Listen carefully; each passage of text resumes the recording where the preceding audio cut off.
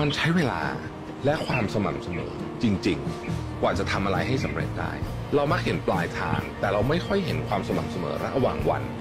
ที่คนเหล่านี้ทำนะครับแล้วเราก็จะตั้งข้อบางทีเราก็ไปตั้งข้อสงสัยกับตัวเองว่าทำไมเพื่อนเราโชคดีจังทำไมเราถึงโชคร้ายจังบางทีเราอาจจะไม่ได้โชคร้ายหรอกเราแค่ไม่สม่ำเสมอเท่านั้นเองเพราะฉะนั้นยังขอตอกย้ำอีกครั้งนึงว่า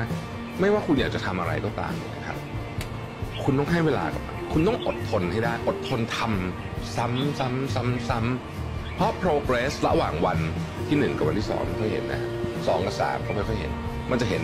30วันผ่านไป60วันผ่านไป90วันผ่านไปแต่เชื่อไหมคนส่วนใหญ่อะผ่าน20วันแรกก็ไม่ทำหลัง30วันแรกก็ไม่ทำเพราะฉะนั้น progress มันก็เลยไม่เห็นไง